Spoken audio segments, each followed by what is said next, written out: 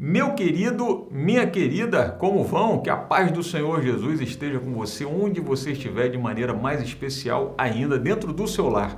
O Restaurando a Família está de volta, estávamos com saudade dessa visita abençoada na sua casa. Eu quero já agradecer de antemão aqui a preocupação, o interesse daqueles que mandaram mensagem perguntando: poxa, acabou, não vai ter mais, estamos com saudade.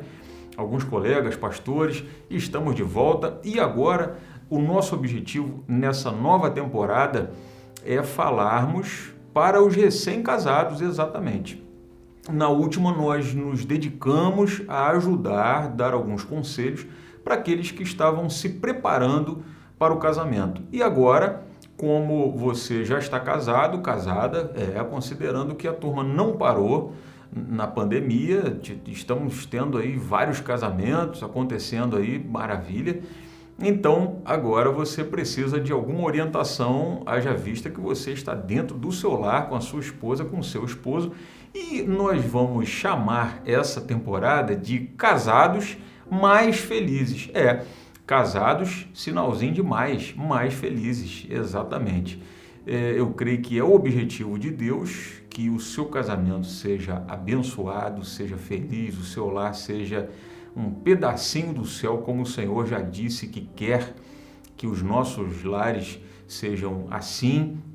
Então, nessa temporada, nós teremos a participação em todos os episódios de um pastor ou algum colega nosso, um diácono, algum irmão que vai estar aqui junto conosco falando de um assunto relevante, extremamente importante para o seu dia a dia. Vamos tentar falar do conceito, mas vamos também nos preocupar e voltarmos aqui para falar da prática no dia a dia. E hoje, então, é essa abertura. E para essa abertura, de maneira especial, nós temos um convidado também muito especial aqui conosco, que é o pastor Wanderson Amorim. Pastor Wanderson Amorim, seja bem-vindo aqui no Restaurando a Família e também seja bem-vindo aí na casa dos nossos internautas, dos nossos ouvintes, e o senhor tem liberdade para dar uma saudação. Amém, meu amigo.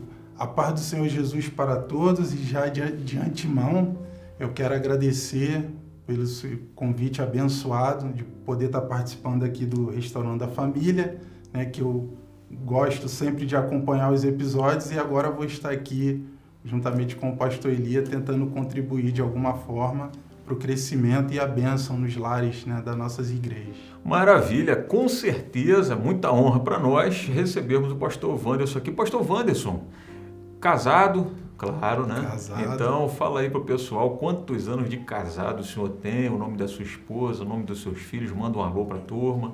Isso. Eu sou casado e, graças a Deus, muito bem casado, né? Feliz.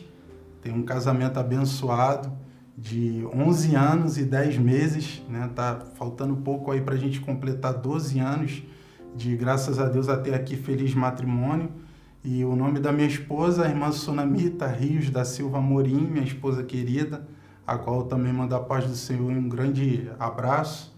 E desse casamento de 12 anos, né, o Senhor nos deu 3 frutos, 3 meninos, o nosso primogênito aí que é o Amós, o nosso do meio que é o Ismael e o nosso caçulinha que é o Tito Lucas, meus filhos queridos que eu muito amo. Maravilha! E o senhor tem quantos anos? 40 anos de idade. 40 anos de idade, então garoto ainda, garoto novo, igual eu, 42.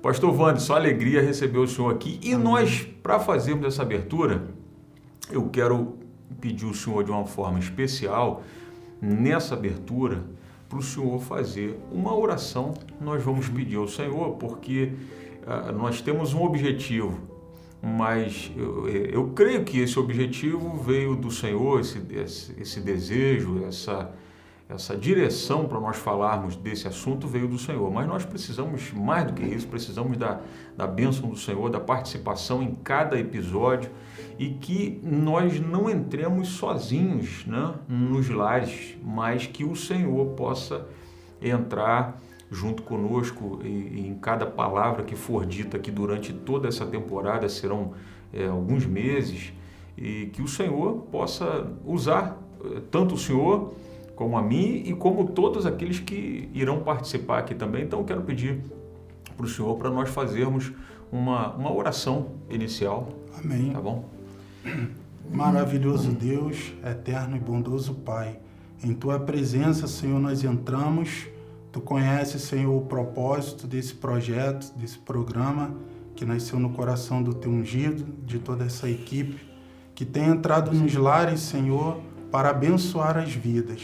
Nós rogamos a Ti que nessa nova empreitada, Senhor, que o Teu ungido tem se disposto a realizar, que o Teu Espírito Santo, Senhor, possa entrar conosco nos lares, falar profundamente aos corações, tocar, Senhor, nas vidas de uma forma especial, conforme somente o Teu Espírito é capaz de tocar. Amém. E que haja realmente, Senhor, a restauração dos lares que estão precisando, haja edificação daqueles, Senhor, que estão começando essa caminhada do casamento e que todos nós, ao final deste projeto, possamos ver, Senhor, a Tua mão e os Teus feitos sendo executados através desse projeto. É o que nós te pedimos e te agradecemos por tudo no nome santo do Senhor Jesus. Amém. Amém. Maravilha, que assim seja.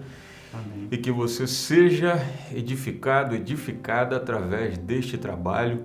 E hoje nós vamos começar como nós temos que começar, falando sobre o amor, aquela coisa boa que a gente sente quando está namorando, mas que acaba descobrindo que quando casa é muito mais do que nós pensávamos. Então está começando o Restaurando a Família. Eu sei que a família é um projeto de Deus.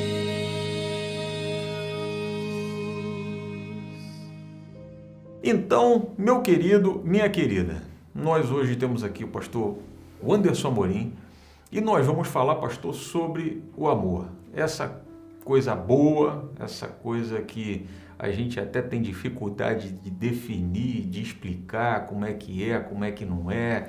É sentimento, é uma emoção, é ação. O certo é que quando a gente está namorando, né, e todo namorado passa por isso, toda namorada, é uma coisa muito boa, muito gostosa, um sentimento maravilhoso. E a gente, já com a experiência de casados, a gente sabe que quando entra no casamento, parece que acontecem algumas mudanças e coisas que aconteciam, que a gente sentia no namoro já mudam. E os desafios começam a acontecerem, o dia a dia já mostra pra gente que o amor era mais do que a gente pensava. E como é que a gente pode, então, começar ajudando os recém-casados, que entraram agora, de repente já acabou a lua de mel, já estão no primeiro, segundo, terceiro mês, ou então já estão com um ano de casado, já começaram a perceber isso, que, opa, calma aí, eu acho que eu me equivoquei. De repente, será que eu amava mesmo a minha esposa? Meu Deus do céu, então ela está pensando, será mesmo que eu amava esse camarada?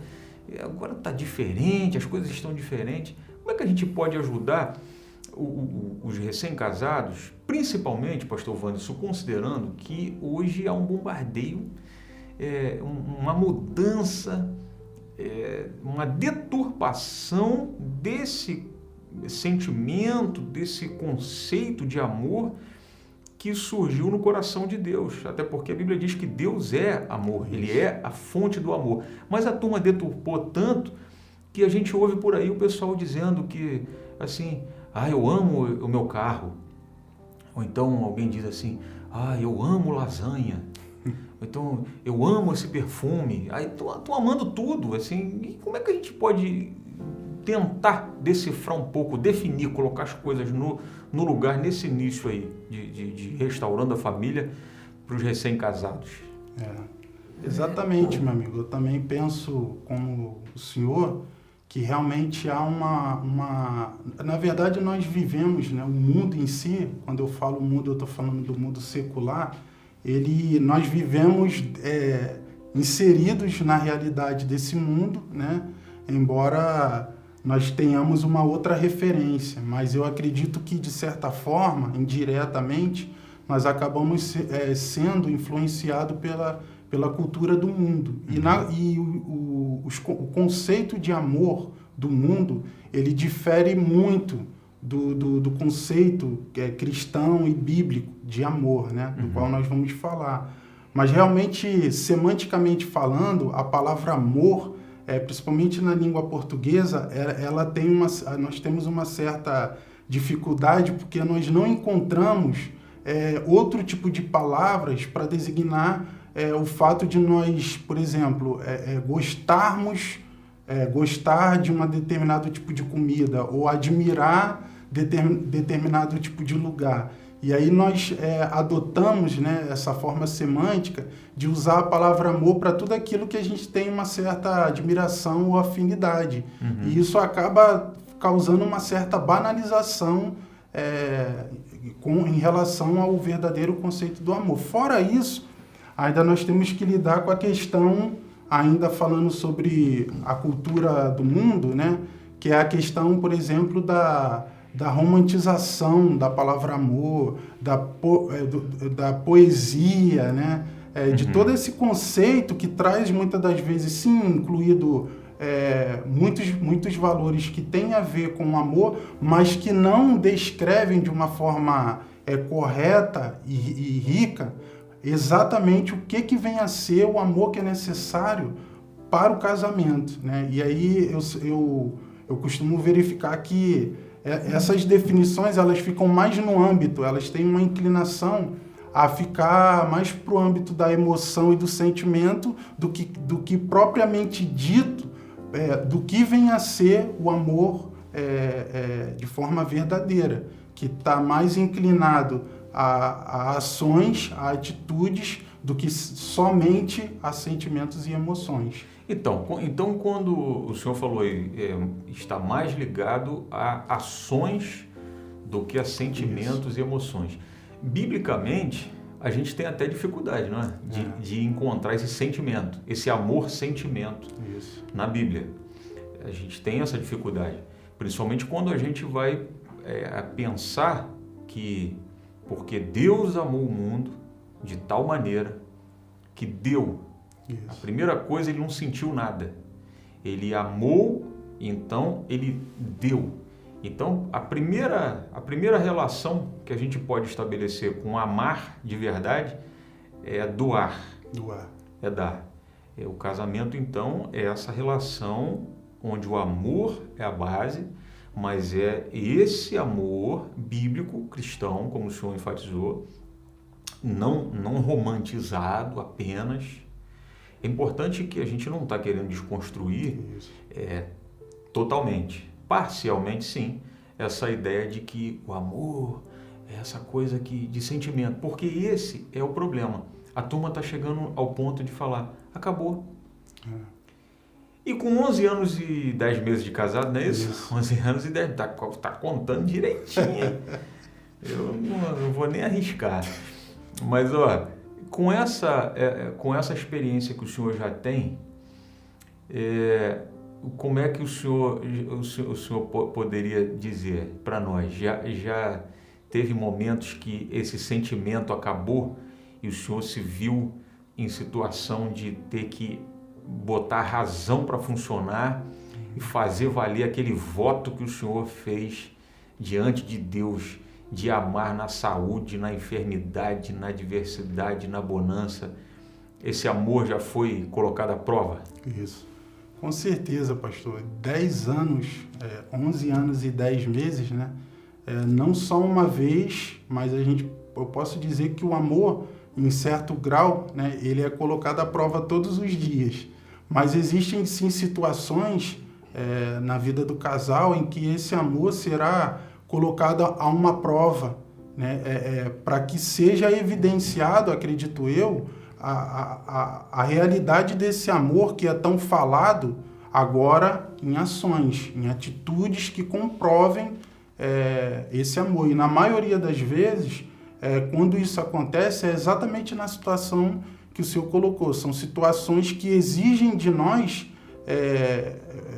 comprovar, né, aquele compromisso, porque isso é um fator importante, né, que o amor, na verdade, ele é uma decisão, ele é algo que você decide amar alguém, independente de as características, independente das atitudes dela. A princípio, amor é isso, é uma decisão de amar, de continuar, de seguir em frente.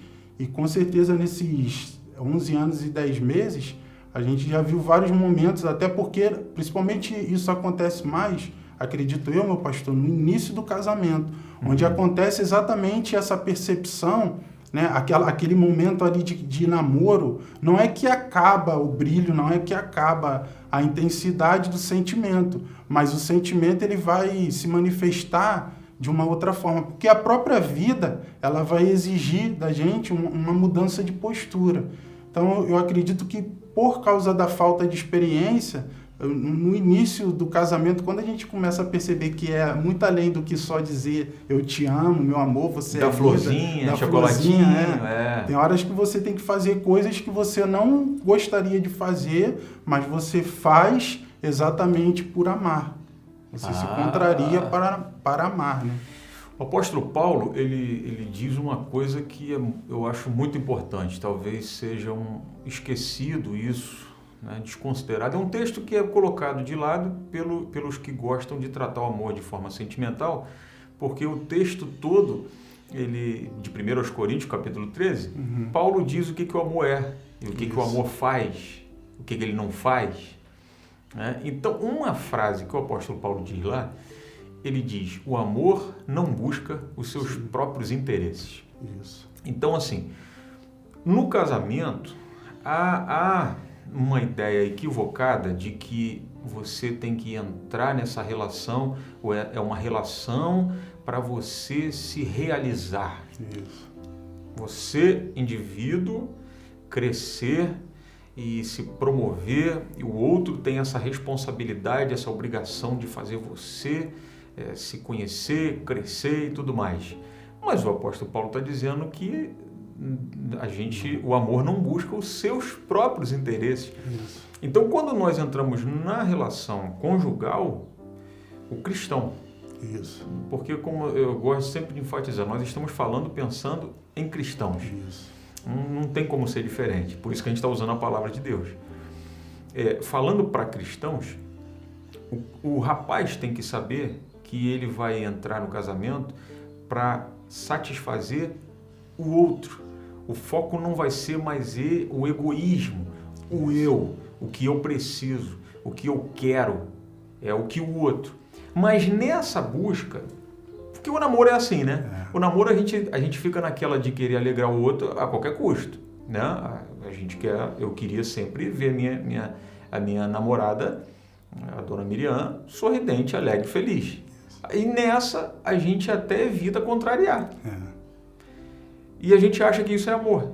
Só que quando a gente entra no casamento, uma coisa que é importante, o amor, e faz parte do amor, é o que o Senhor disse, é contrariar, nós fazemos uma coisa que não é boa de ser feita, mas é preciso, é uma atitude, é um problema que precisa ser tratado, e aquilo ali vai trazer um embate, aquilo ali vai trazer uma discussão séria.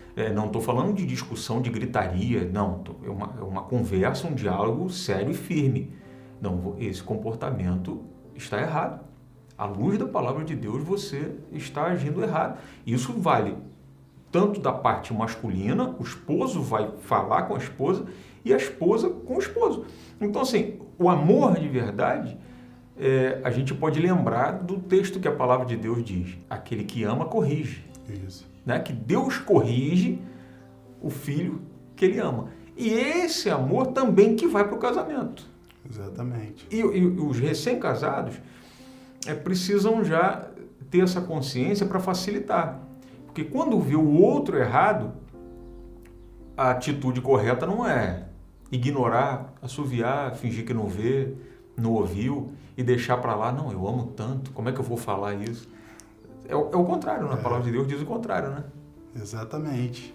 É muito interessante quando a gente lê lá né, naquele texto tão famoso que Paulo fala sobre, define de uma forma tão sublime o amor, onde ele diz que o verdadeiro amor, né, aquele que ama não busca os seus próprios interesses, como o pastor falou, né, que a nossa base, o nosso casamento, ele é um casamento cristão, assim como tudo na nossa vida está baseada no que o cristianismo nos ensina. E quando se fala em cristianismo, lógico, a gente está falando de Cristo, né? Isso. E quando a gente para ler um texto como esse, em que Paulo está dizendo que aquele que ama não busca os seus próprios interesses, isso remete ao que Cristo ensinou para nós em relação ao amor, né? Porque a gente vê que o amor que Cristo demonstra para nós, ele não é só um amor verbal, ele não é um amor que é só verbalizado. Por exemplo, a gente tem um texto na Bíblia, não sei se o senhor lembra, que certa vez Jesus está olhando para a cidade de Jerusalém, e aí ele fala assim: Jerusalém, Jerusalém, quantas vezes eu quis vos agasalhar como a galinha faz com os pintinhos, né? E te proteger. Uhum. É um texto dosado, né? De bastante ternura, de bastante amor. Embora o contexto ali, na verdade, seja até uma exortação e uma condenação, mas eu trago isso à memória para a gente trazer essa questão de que Cristo, ele não apenas verbalizou o amor, o Senhor já colocou muito bem, né? Deus amou o mundo de tal maneira que ele deu. Então a gente vê que na Bíblia, pastor, toda vez que a Bíblia fala sobre amor, na maioria das vezes, a maioria dos textos que nós temos que se fala sobre amor, o amor sempre vem acompanhado de atitudes. Como, por exemplo, existe um texto em Romanos que o apóstolo Paulo, ele falando sobre o amor de Deus para com o homem, ele diz assim: qual é a prova de que Deus amou os homens? Aí ele diz assim: Deus prova o seu amor quando ele nos amou quando nós ainda éramos pecadores.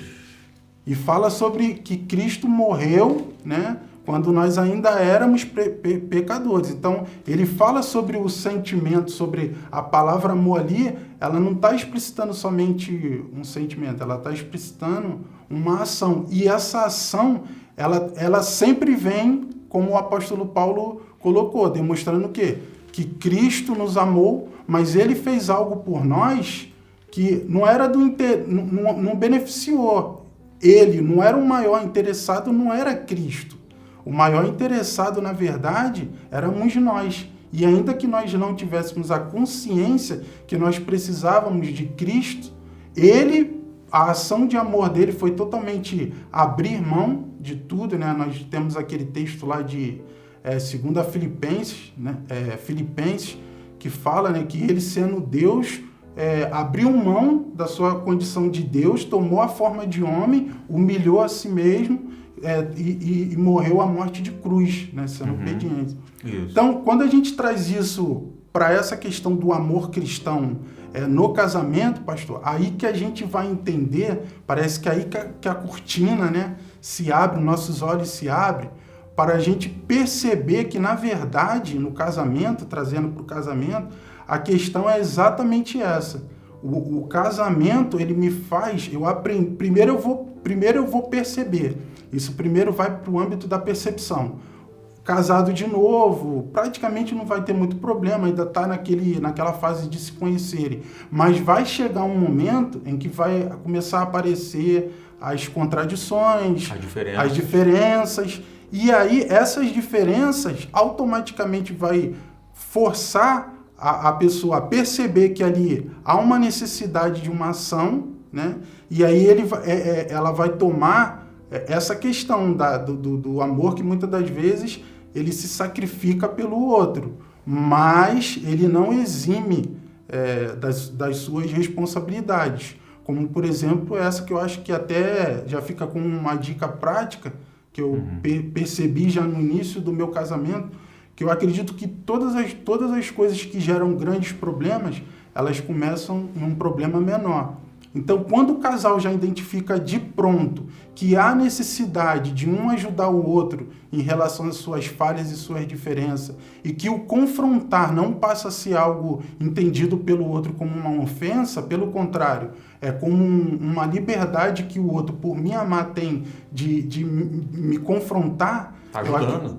Eu acredito que quanto mais cedo na relação do casal isso aconteça, maior é a proteção que o casal tem de lá na frente ter problemas maiores. Então, olha só, o senhor desenvolveu o assunto dizendo que Cristo nos amou. Isso. E o texto a que o senhor se referiu, ao qual o senhor se referiu, Romanos capítulo 5, versículo 8. Isso. Que Deus demonstrou o amor dele por nós, dando o seu Filho por nós quando nós éramos ainda pecadores. Mas o nosso conceito não é que quando nós estamos namorando, que ela é perfeita. Perfeita. A gente pensa assim, nossa, ela é demais. Não tem defeito. E se alguém ousar chegar e falar assim, cuidado, hein? Fulana é isso e aquilo. A gente até fica meio bravo. Acha que a pessoa, no mínimo, está equivocada, está falando de outra pessoa. Fala, não, o meu amor não. Ela não tem defeito. E a moça da mesma forma. No namoro, esse amor-sentimento, ele não consegue ver. E quando vê, esconde, ignora, assovia, como eu disse, não quer acreditar. Ou então pensa assim, depois que a gente casar, isso vai mudar. Isso. Eu boto ele na linha. Bom, a única coisa que vai na linha é o trem. Vai botar o marido na linha, vai morrer. Não existe isso na realidade. A realidade, então, vamos lá, é que nós estamos casando com alguém que se chama de um nome dado pelo pai e pela mãe, mas o nome original é um pecador. Isso. E uma pecadora. Eu casei com uma pecadora e minha esposa casou com um pecador, não casou com um santo. Então, a notícia que é para você não ficar triste, mas o sobrenome de todos nós é pecador e pecadora. Fulana de tal da Silva, não sei das quantas, pecadora, e o senhor ciclano de tal, pecador. Portanto, imperfeitos. Perfeito. E essas imperfeições, como o senhor bem disse, elas vão aparecer. Porque depois do casamento, naturalmente, o que acontece? Um certo relaxamento no sentido de eu estou casado, agora vai começar a construção dessa confiança maior, dessa liberdade, e no casamento, esse ambiente criado por Deus, eu não estou mais preocupado, como de repente estava no namoro, de esconder os meus defeitos. Eu, trazendo do físico, né, do aparente, por aquilo que é invisível, que está no interior, por exemplo, o namorado nunca vai desarrumado, fedorento, descabelado, descalço ver a esposa, a namorada. Nunca vai. Da mesma forma ela nunca vai esperar ou encontrar com o seu namorado fedorenta, cheirando alho e cebola. Pelo contrário, o cabelo, como eu lembro da minha namorada, em retiros, misericórdia, um cheiro, parecia incenso. Claro, mas depois do casamento, aí já acorda, está descabelado, está descabelada, a gente já começa a ver algo que não se via no namoro, porque eu nunca vi no namoro a minha esposa descabelada com mau hálito, e da mesma forma ela. E aí você já começa a falar, meu Deus do céu, e daí começa o relaxamento no sentido de eu sou o que eu sou, cheio de defeito. E aí que então o amor vai se manifestar ao padrão de Cristo. Isso aí. Como ele amou a sua igreja. E o texto diz que ele não tinha nenhuma razão para sentir sentimentos agradáveis em relação a nós, porque nós éramos pecadores, fedorentos, deploráveis, asquerosos, que criava mais em Deus uma repulsa do que uma atração. Mas como o senhor disse, ele decidiu nos amar. Então no casamento, a gente percebe que o amor vai se manifestar agora, no casamento diante das diferenças. Então as diferenças não são para separar, para criar atrito. Não, na verdade as diferenças elas têm um objetivo muito maior do que esse. Isso aí. Acredito que as diferenças elas são lições, né, que todo casal vai ter que lidar com elas são exatamente essas diferenças que vai fazer o casal desenvolver o amor, né, a atitude de amar. As diferenças de forma alguma poderão ser motivo, né, de uma separação. Na verdade, até porque não existe pessoas que sejam 100% iguais, né? As diferenças elas fazem parte do comportamento humano. Isso. Em todas as esferas. Então, dentro do casamento, quando as diferenças elas sempre estiveram presentes. O senhor está deixando isso bem claro. Ninguém de uma hora para outra muda. Na verdade, é a percepção da pessoa. Aí que ela vai, nossa, então é assim. E aí existe esse dia, né? Que você acorda e você vê até o namoro, o início de casamento, às vezes, talvez a pessoa nunca vai ter, por exemplo, a experiência de ver o outro, né? O cônjuge realmente chateado. Né? Aquela coisa de tu ver que a pessoa está aborrecido, nervosa, que de repente vai demorar para a pessoa ter essa visão dessa atitude da outra pessoa. E aí é que vai acontecendo as mudanças de atitude, as adaptações, né? E com certeza exatamente as diferenças que fazem aflorar o grau do amor, do verdadeiro amor entre elas, entre o casal. Maravilha. Então, olha só, nessa primeira visita a gente não vai se estender demais para você não enjoar, porque a gente vai voltar na próxima semana, permitindo o Senhor, Pastor Wanderson, nós vamos voltar a falar desse assunto. Amém. Né? Porque a gente vai tentar desenvolver esse assunto mais na prática, no dia a dia. Fica aqui para você um conceito básico, né? De que, como cristãos, nós não podemos perder de vista que o conceito de amor para nós não é o mundano. É esse, forte, é um conceito pesado, né? Não é aquela coisa de nuvens, não. É um conceito pesado que traz uma reflexão e nos faz pensar que Deus escolheu a união conjugal para refletir aquilo que Ele é. Isso. Não é mais ou menos assim? Grande demais, né? O apóstolo Paulo, lá em Efésios, capítulo 5, ele dá a ordem, né?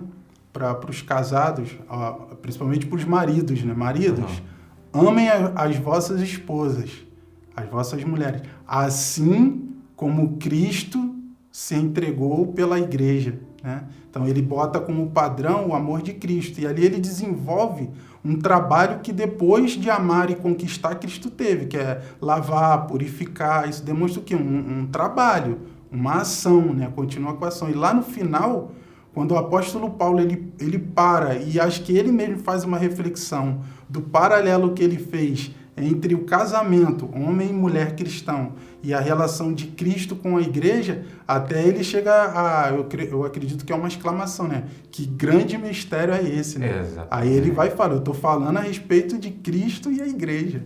É uma grande comparação, uma responsabilidade muito grande que nós temos. Exatamente. Então, o meu, o seu, o nosso casamento, ele tem, não é que pode, né?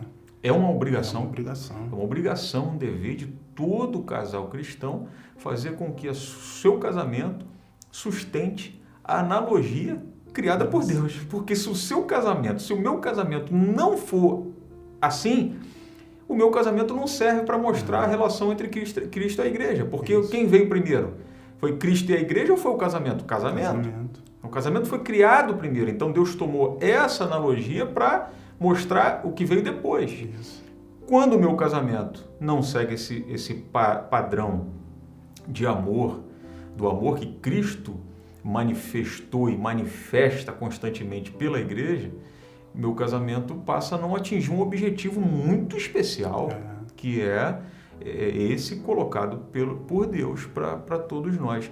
Então, sensacional esse início, mas fica tranquilo que semana que vem nós voltamos para falar sobre esse assunto. Nós vamos ver como é que isso se desenvolve no dia a dia, dentro de 4 paredes, nessa relação, os problemas que podem surgir, o que você vai fazer com as diferenças. Não precisa jogar fora, não precisa brigar, né, pastor Anderson? Não precisa, como o pastor Anderson falou aqui.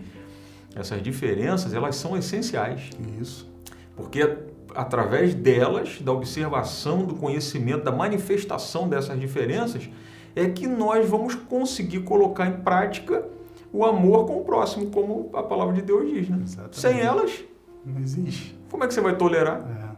Não precisaria tolerância, perdão, esperar, nada disso. Né? Mas as diferenças é que elas são essenciais, foram criadas por Deus. Se Deus não quisesse que houvesse diferença, ele fazia todo mundo igual. Todo mundo igual, né? Mas Deus fez essa distinção maravilhosa, que é extraordinária dentro do casamento. Então não se assusta não, meu querido, você casou foi com ela mesmo, você está meio assustado, falando, pastor, eu não conhecia assim, você que não quis saber, você teve a oportunidade de pegar o documento dela, saber o CPF, identidade, você não se preocupou com isso, agora segura aí, aperta o cinto, porque é ela sim, e é com ela que você vai crescer, é com ele que você vai crescer em amor, em maturidade e vai fazer o nome de Deus ser glorificado. É nessa relação sim, com 2 totalmente diferentes um do outro. Muito obrigado você que nos recebeu nessa primeira visita, nessa abertura dessa temporada, que eu tenho certeza que vai ser uma bênção para a sua vida. Amém. Pastor Anderson, muito obrigado pela sua presença aqui conosco. Deixa aí uma saudação e já deixa a porta entreaberta para a gente voltar na semana que vem. Amém. Eu agradeço, por essa rica oportunidade que o restaurante A Família está nos dando, de estarmos aqui, e com alegria no coração, e que Deus nos abençoe, para que na nossa próxima participação consigamos ainda refletir sobre coisas ainda mais sublimes, que o casamento é uma fonte inesgotável de reflexão, e é assim que a gente vai crescendo, pensando a cada dia e melhorando. E para os casais eu deixo essa palavra, não pense que as diferenças nos separam, mas eu gostaria de terminar citando uma frase que o meu pastor, que é a minha maior referência, sempre fala, que o amor, nosso amor, é maior do que as diferenças que nos separam. O amor que nos une. O amor que nos une é maior do que as diferenças que nos separam. Então, se eu tiver um amor forte, solidificado, automaticamente as diferenças serão minimizadas, E elas são a oportunidade que eu tenho de mostrar para minha esposa que, independente dela ser uma diferença que possa me deixar assim um pouco chateado, mas o amor supera todas as coisas, Que Deus abençoe a todos os nossos internautas. E essa diferença, depois você passa a gostar dela de um jeito, não pode mais faltar. Mas você não gostava disso, agora como é? Não, mas agora eu gosto, eu aprendi.